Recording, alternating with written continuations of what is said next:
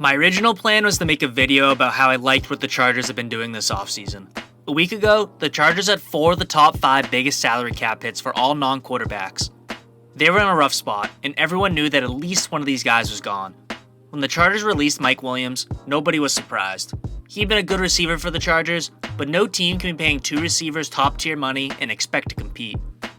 This year's draft class is also renowned for the great wide receiver prospects in it. The Chargers using that 5th pick to take a receiver to learn behind Keenan Allen was a no-brainer. Malik Neighbors, welcome to Los Angeles. You're getting drafted in the top 5 and you get to play alongside a top 10 quarterback and a top 20 wide receiver? That's a dream scenario right there. The Chargers then restructured the contracts of both Khalil Mack and Joey Bosa, keeping 2 key players on their defense at a cheaper cap hit. Great move. The Chargers now have some cap space to breathe a little bit. Make a few more moves. Gus Edwards is signed to replace Austin Eckler, which looks like a downgrade of all downgrades if you go off name recognition alone, but Eckler clearly lost a step last season, and it was time to move on. With Jim Harbaugh at the helm, the Chargers look primed to make a run at the Super Bowl with Justin Herbert and Keenan Allen leading the way. Wait, what does that say? The Chargers are trading Keenan Allen to the Chicago Bears for what? For a 4th round pick? The Chargers are trading their number 1 receiver who just had over 1,200 yards in 13 games played away for a 4th round pick? This man just had the best season of his career and you trade him away for a 4th round pick. I understand he's 32 years old, but he isn't going to just drop off a cliff and become useless. If I was given a line of Keenan Allen over under 1,000 receiving yards next season on the Chargers, I would have laid an absolute hammer down on the over. I know his cap hit next season is huge, but he literally has 1 year left on his contract.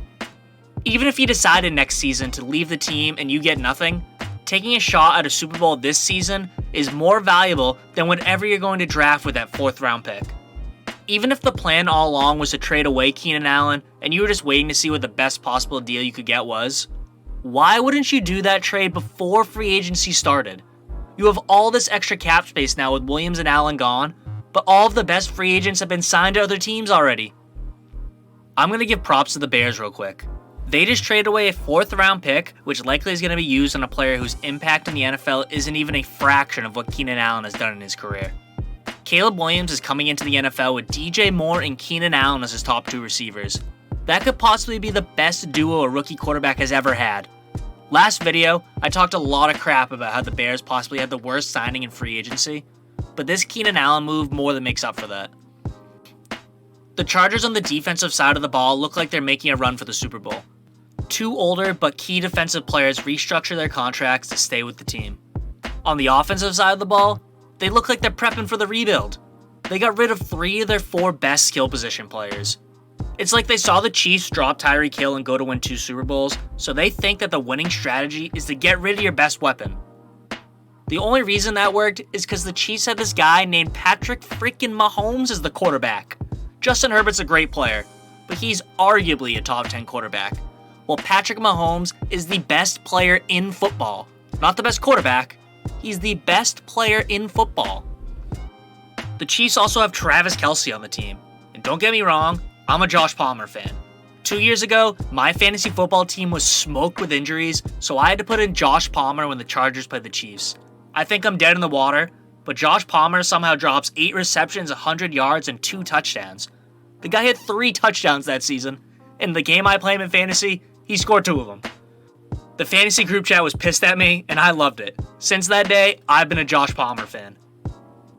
He is not Travis Kelce. Everyone knows that. He knows that. Even his parents know that. The Chiefs were able to win 2 Super Bowls with a bottom 5 group of receivers because they had Mahomes and Kelce on offense, and they were able to get it done when it needed to be done. The Chargers don't have anything close to that. I mentioned earlier how the Chargers have the 5th overall pick in this year's draft, and they look like they're going to make a move for one of the top wide receivers. Over the past few years, we've seen rookie wide receivers come in and have amazing seasons, but you can't rely on that to carry your offense going into the season. In last year's draft, the Chargers took Quentin Johnson in the 1st round. He was one of the 4 wide receivers picked in the 1st round, and out of the 4, he clearly had the worst season. It was a huge whiff by the Chargers, and the media and fans talked about it all last season. Quentin now has the opportunity to step up and become the number 1 guy, but that's essentially the same thing as relying on a rookie to be the number 1. It's a player who hasn't proven himself at the NFL level. The Chargers' moves this offseason just don't make any sense to me. You have Justin Herbert, who 3 years ago after his rookie season, people were ready to crown him as the next big thing. Locked in as your quarterback until 2029 with a massive contract that has cap hits increased every season from now until 2028. His cap hit this season is $20 million. 2028, that cap hit's going to be $71 million. And I know the salary cap will be different then, but damn, $71 million tied up by one dude? With this cap hit being this low right now, this is when you have the ability to pay a little extra for some offensive weapons. Not in 5 years. With the moves the Chargers have made this offseason, it looks to me like they're setting themselves up for another season of mediocrity.